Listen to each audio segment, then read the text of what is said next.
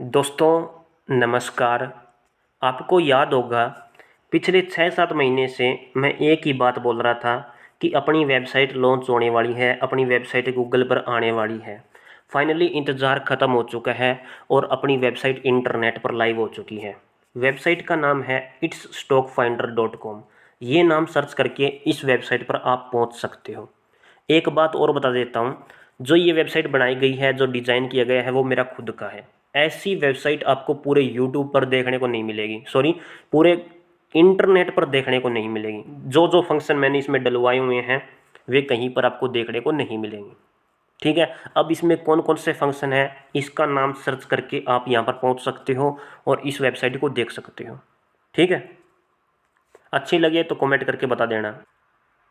अब बात करते हैं दोस्तों मुद्दे की। शुक्रवार को हमें बाजार के अंदर ज़बरदस्त गिरावट देखने को मिली, निफ्टी बैंक निफ्टी के अंदर, और गिरावट का सिलसिला अभी भी चालू है। ठीक है, तो कल के दिन फिर से मार्केट ओपन होने वाली है, कल सोमवार है, तो कल के दिन क्या बाजार नीचे गिरेगा या फिर रिकवरी आने वाली है? इस वीडियो को देखने के बाद आपके सारे के सारे डाउट क्लियर हो जाएंगे, कोई भी डाउट नहीं बचेगा। वीडियो को थोड़ा ध्यान से देखना। एक अच्छा सा बढ़िया सा एनालिसिस करने के लिए दोस्तों हम सिंपल 3 चीज़ों को फोकस में रखने वाले हैं, और वे 3 चीज़ें कौन कौन सी है? सबसे पहले हम FIDI डाटा को देखेंगे। दूसरे नंबर पर मैं आपको कुछ इंपॉर्टेंट खबरें बताऊंगा जो कि पिछले 2 दिन के अंदर आई है और अगले हफ्ते मार्केट की दिशा को प्रभावित करेगी, मार्केट को किसी एक दिशा में लेकर जा सकती हैं। तो न्यूज़ जानना आपके लिए बहुत ज़्यादा ज़रूरी है। ठीक है, तीसरे नंबर पर हम निफ्टी बैंक निफ्टी का इंट्रा डे बेसिस पर एनालिसिस करेंगे। Important support resistance level note करेंगे विद स्ट्रैटर्जी विद लॉजिक। ठीक है, ओके दोस्तों, साथ ही मैं आपको स्ट्रैटर्जी भी बताने वाला हूँ, तो वीडियो आपके लिए बहुत ही ज़्यादा फायदेमंद की है। चलिए सबसे पहले FIDI डाटा को क्लियर कर लेते हैं। देख सकते हो यहाँ पर कैश मार्केट के अंदर FII वालों ने फिर से माल बेचा हुआ है 1849 करोड़ रुपए का। लगातार भारतीय शेयर बाजार से पैसा निकल रहा है और दूसरी करेंसी के अंदर इन्वेस्टमेंट कर रहे हैं FII वाले। DI ने यहाँ पर खरीदारी की हुई है 2481 करोड़ रुपए की। DI को खरीदारी करनी पड़ती है। ठीक है, इनके पास पैसा जो आता है वो म्यूचुअल फंड SIP लमसम के माध्यम से होता है। ओके, और FI इंडेक्स फ्यूचर की बात करें तो 405 करोड़ रुपए हैं। ये ज़्यादा मायने नहीं रखता जितना ऑप्शन मायने रखता है। तो 13,434 करोड़ रुपए का यहाँ पर भी बिकवाली हमें देखने को मिल रही है। तो ज़्यादातर नेगेटिव संकेत हमें यहाँ पर देखने को मिल रहे हैं, इसमें कोई संदेह नहीं है। ओके, देखो पिछले 1.5 महीने से 1 महीना और 15 दिन FII वालों ने लगातार भारतीय शेयर बाजार से बिकवाली की है, समझ रहे हो? और तब जब से बिकवाली इन्होंने की है तब से निफ्टी लगभग 10% तक टूट चुका है, ऊपर के लेवल से 10% टूट चुका है और अभी भी गिरावट की संभावना है पूरी पूरी। ठीक है, यहाँ से तो टोटली नेगेटिव संकेत मिल रहे हैं और जिस हिसाब से इन्होंने माल बेचा है हो सकता है कि मार्केट ओपनिंग के साथ में थोड़ी नेगेटिव शुरुआत करे, नेगेटिव ओपन हो जाए। ओके, तो FIDI डाटा हमने देख लिया जो कि अभी भी नेगेटिविटी की तरफ इशारा कर रहा है। बात करते हैं दोस्तों एक बार ग्लोबल मार्केट की। यहाँ पर देखो ग्लोबल मार्केट टुडे लाइव, इसमें अगर आप देखोगे तो एशियन मार्केट के अंदर जापान का निक्केई 107 पॉइंट प्लस में चल रहा है। हैंगसेंग देखोगे तो सिर्फ 9 पॉइंट माइनस में है और कोस्पी -2 पॉइंट में चल रहा है। ठीक है, तो जो निक्केई है वो थोड़ा ठीक ठाक चल रहा है एशियन मार्केट के अंदर। उसके अलावा यूरोपियन मार्केट की अगर हम बात करें, यहाँ पर आप देख सकते हो फिट्सी लगभग 7 पॉइंट माइनस में है, कैक 42 पॉइंट माइनस में है, डेक्स 52 पॉइंट माइनस में है। तो यहाँ पर ज़्यादातर गिरावट तो है लेकिन उतनी गिरावट नहीं है। ओके, US मार्केट की बात करते हैं। सबसे ज़्यादा यही मायने रखती है हमारे लिए US मार्केट, क्योंकि बहुत सारे देश सबसे ज़्यादा इसी पर नज़र रखते हैं और इसी के हिसाब से बहुत सारे देशों की स्टॉक मार्केट भी रिएक्ट करती है। डाउ की बात करें 305 पॉइंट नीचे की तरफ लुढ़का हुआ है, यानी कि नेगेटिव है। S&P 500 78 पॉइंट माइनस में है और नैस्डैक की बात करूं तो यहाँ पर 427 पॉइंट नेगेटिव है, यानी कि US मार्केट टोटली ज़्यादातर नेगेटिव गिरा हुआ है, नीचे की तरफ गिरा हुआ है और नेगेटिविटी की तरफ इशारा कर रहा है, समझ रहे हो? तो कल के दिन की बात करूं तो ओपनिंग के साथ में हो सकता है कि हमें गैप डाउन ओपनिंग दिखाई दे। जी हाँ दोस्तों, इसमें कोई संदेह नहीं है, हाईली चांस बने हुए मार्केट के गैप डाउन ओपन होने के। ओके, बाकी कुछ भी अपडेट होगी तो वो मैं टेलीग्राम पर अपलोड करता रहूँगा, आपको बताता रहूँगा कि ये अपडेट आ चुकी है। टेलीग्राम चैनल का लिंक आपको कमेंट बॉक्स के अंदर मिल जाएगा, तो वहाँ से सीधा आप अपने टेलीग्राम चैनल पर पहुँच सकते हो और ज्वाइन कर सकते हो। कुछ ना कुछ अपडेट मैं वहाँ पर हर रोज़ डालता रहता हूँ। ठीक है, तो यहाँ से तो देखो गैप डाउन ओपनिंग के संकेत ही मिल रहे हैं। ओके, अभी हमने FIDI डाटा को देख लिया और ग्लोबल मार्केट को देख लिया। अब बात करते हैं दोस्तों कुछ इंपॉर्टेंट फैक्टर्स की, जो कि अगले हफ्ते आने वाले हैं। कुछ इंपॉर्टेंट न्यूज़ आने वाली है जो कि मार्केट पर असर डालेगी ही डालेगी। तो यहाँ पर आप देख सकते हो, कहाँ गया यार,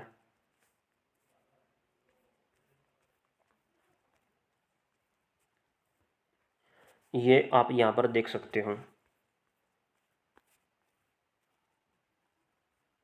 आज की ताज़ा खबर, स्टॉक मार्केट न्यूज़।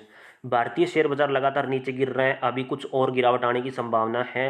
निफ्टी में लेवल के ऊपर के लेवल से लगभग 10% की गिरावट आ चुकी है। निफ्टी अभी 200 EMA के नीचे सपोर्ट लेने की कोशिश कर रहा है। शुक्रवार को हमें ग्लोबल मार्केट में गिरावट देखने को मिली, इसी चीज़ के चलते भारतीय शेयर बाजार गैप डाउन ओपनिंग दिखा सकता है। ओके, और मार्केट के विशेषज्ञों के अनुसार 22,800 तक निफ्टी सूचांक पहुंच सकता है। निफ्टी सूचांक में ऊपर की तरफ है सबसे महत्वपूर्ण रजिस्टेंस 24,530 का है। ये मार्केट के जो बड़े बड़े विशेषज्ञ हैं उनके द्वारा बताया गया है, उनके द्वारा एनालिसिस किया गया है। तो ये सारी न्यूज़ आपको यहाँ पर देखने को मिल रही है। इसके अलावा भारत, अमेरिका और चीन अर्थव्यवस्था में कुछ इंपॉर्टेंट हलचल हो रही है, तो वो मैं आपको बताना चाहूँगा। अमेरिका और यूरोप मैन्युफैक्चरिंग सेक्टर में बहुत ज़्यादा कमज़ोर है। अभी अमेरिका और यूरोप कोशिश कर रहे हैं कि मैन्युफैक्चरिंग सेक्टर में वे भी मजबूत हो जाएं। ठीक है, इसका कारण ये है कि पहले जो एशिया कंटिनेंट में पॉलिसी होती थी, इस पॉलिसी के अनुसार मटेरियल बहुत ज़्यादा सस्ता मिल जाता था और वहाँ पर मजदूर भी सस्ते दाम पर काम करते थे। अमेरिका का ये मानना था कि हम चीन में मैन्युफैक्चरिंग कर लेंगे और भारत में असेंबलिंग कर लेंगे, और जिससे कि हमारे प्रोडक्ट का उत्पादन जो होगा उस पर हम उच्च स्तर पर लाभ कमाएंगे। लेकिन ऐसा कुछ हो नहीं पाया क्योंकि चीन बहुत ज़्यादा चालाक है दोस्तों। ठीक है, पिछले बीते कुछ सालों में चीन मैन्युफैक्चरिंग सेक्टर में भी आगे निकल चुका है, वो भी अमेरिका से। ठीक है, चीन अभी के समय टेक्नोलॉजी के क्षेत्र में पूरे विश्व में सुपर पावर बन चुका है। चाहे टेक्नोलॉजी की बात करूं, इलेक्ट्रिकल की बात करूं, व्हीकल, केमिकल और स्टील सेक्टर में चीन का पहला नाम आता है। समझ रहे हो? तो जो अमेरिका सोच कर बैठा था उससे चीन कहीं ज़्यादा चालाक निकला। इसके साथ ही चीन ने रशिया के साथ मित्रता रखी हुई है। इसी चीज़ को देखते हुए अमेरिका को काफ़ी चिंता महसूस हो रही है, और अमेरिका यह बात अच्छे तरीके से जानता है कि अगर चीन को टक्कर देना है तो भारत को सपोर्ट करना पड़ेगा।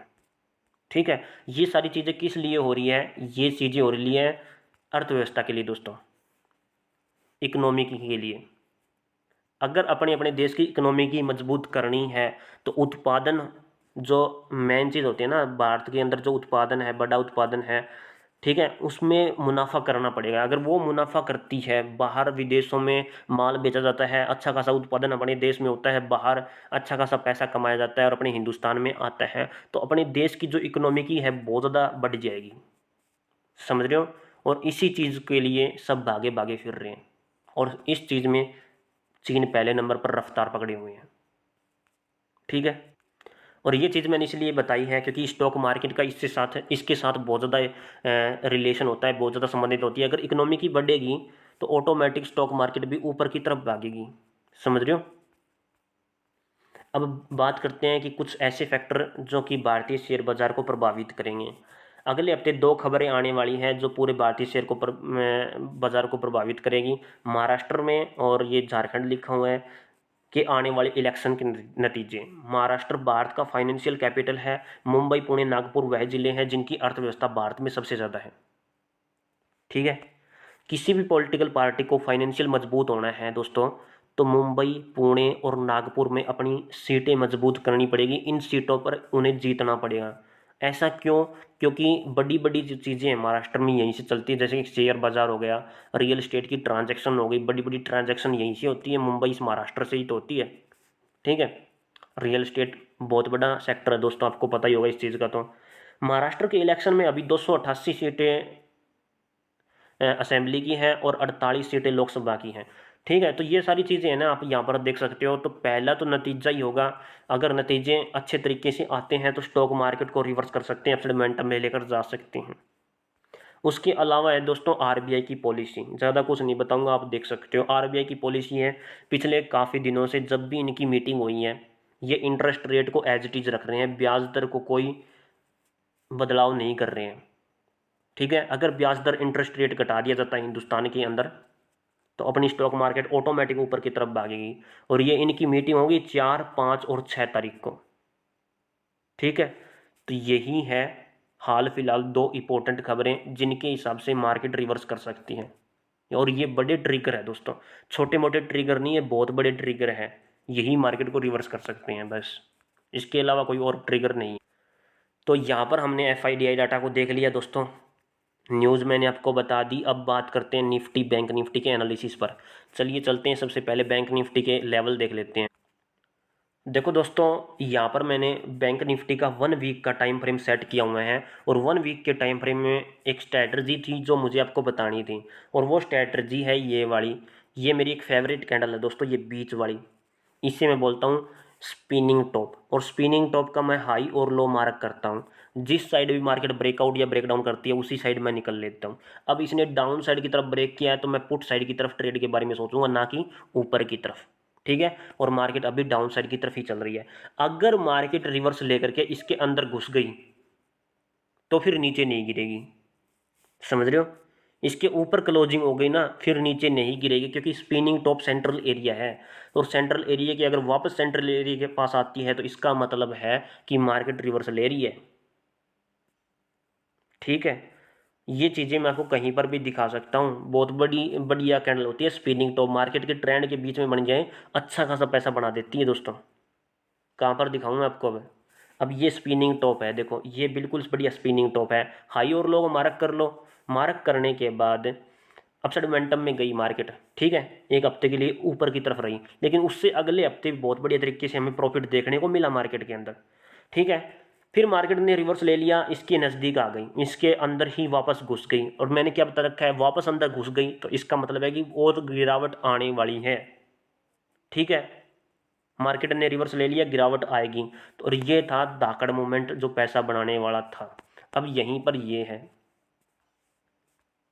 स्पिनिंग टॉप, ये है। अभी तो ये डाउन साइड की तरफ चल रहा है, रिवर्स लेगा तो मैं आपको बता दूंगा, सेंट्रल एरिया के पास आते ही हमें अच्छा खासा मूवमेंट ऊपर की तरफ देखने को मिलेगा।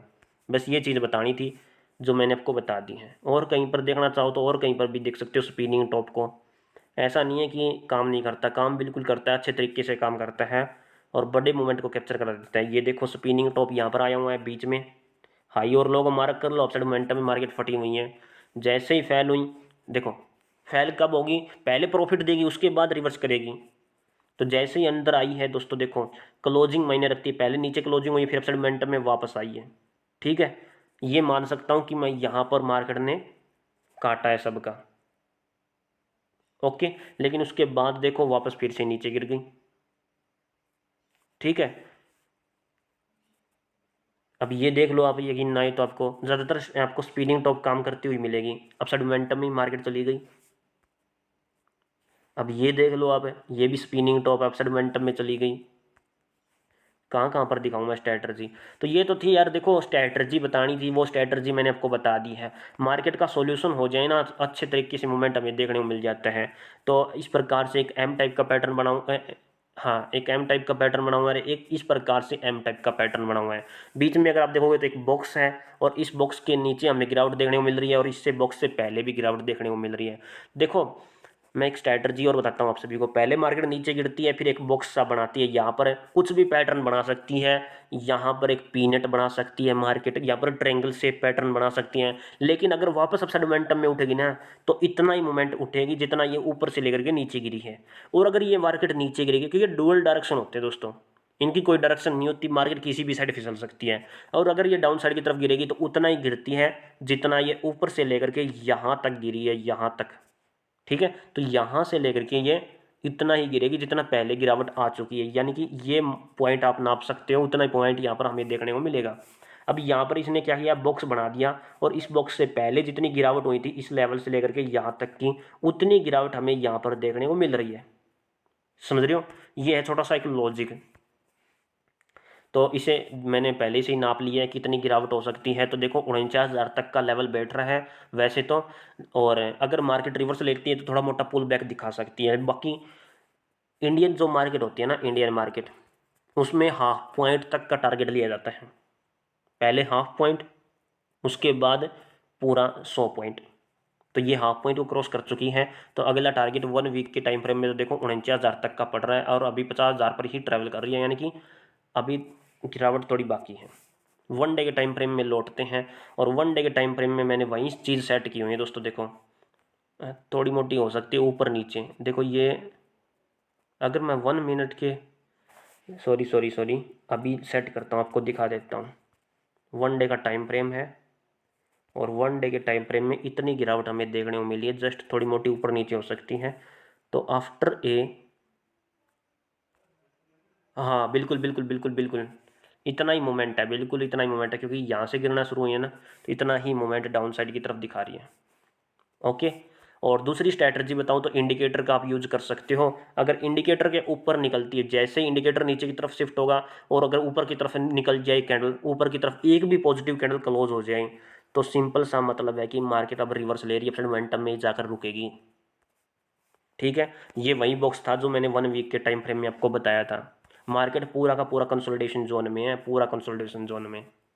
पहले मैंने इतना बताया था आपको कि मार्केट अपसाइड मोमेंटम में जाएगी, लेकिन हाफ पॉइंट तक जाएगी, बिल्कुल हाफ पॉइंट को टच करके नीचे गिरी है। अब एक चीज़ और बताता हूँ आप सभी को, अगर मार्केट रिवर्स लेगी, अपसाइड मोमेंटम में जाएगी, तो इस लेवल पर हमें एक बहुत बड़ी कैंडल दिखाई देगी, आईएफसी।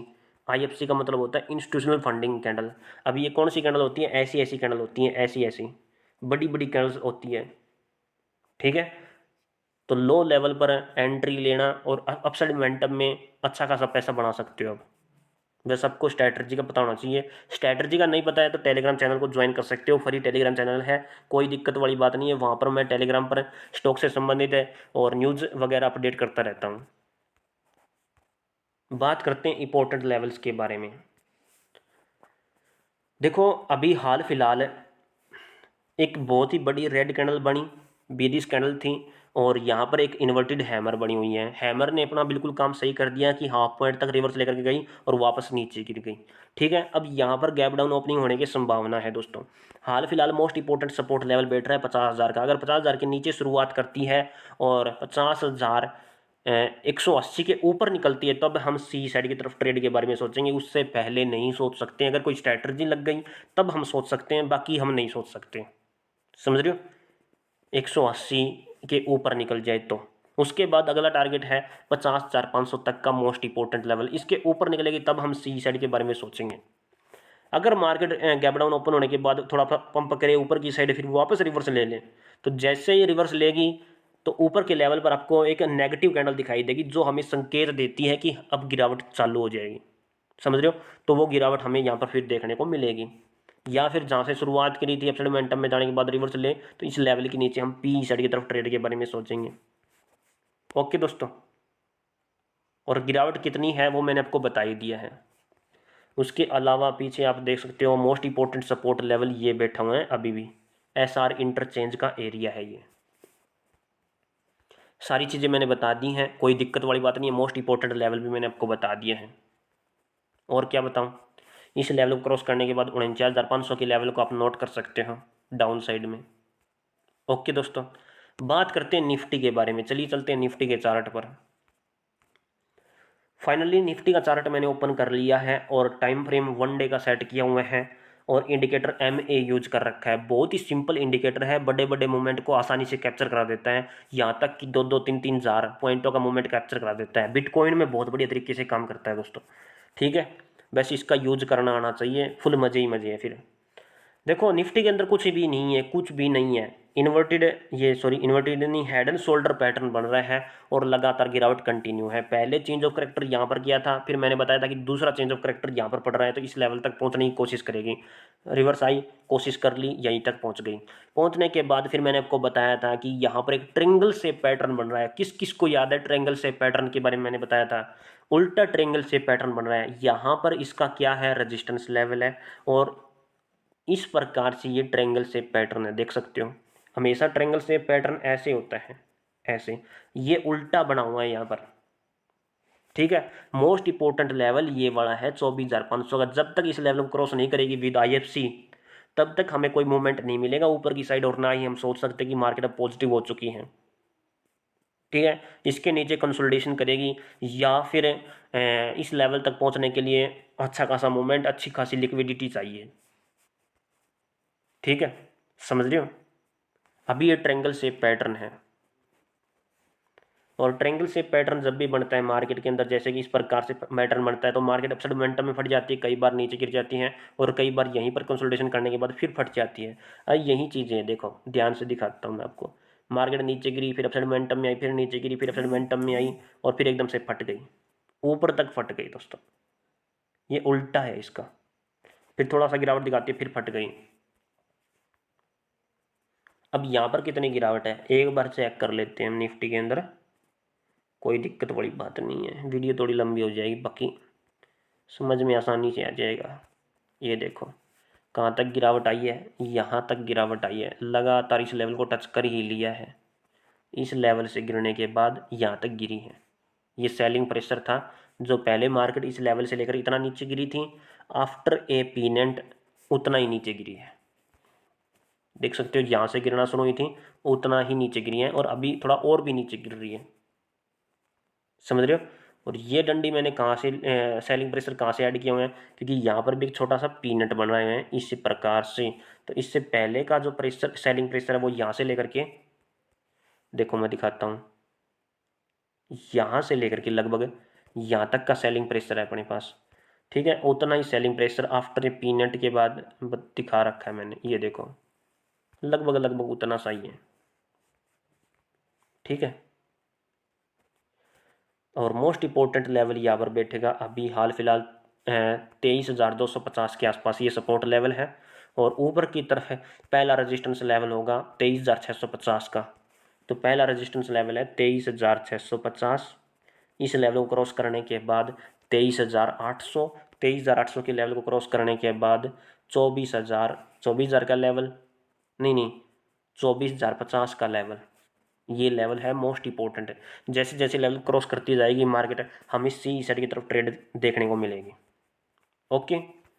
और डाउन साइड की तरफ मैंने बता ही दिया है कि अगर मार्केट डाउन साइड की तरफ निकलेगी तो फिर एक सपोर्ट लेवल और हमें देखने को मिल सकता है। यहाँ पर 23,200 के नज़दीक पड़ रहा है, जो कि ये यहाँ पर SR इंटरचेंज के आसपास पड़ रहा है, ओके।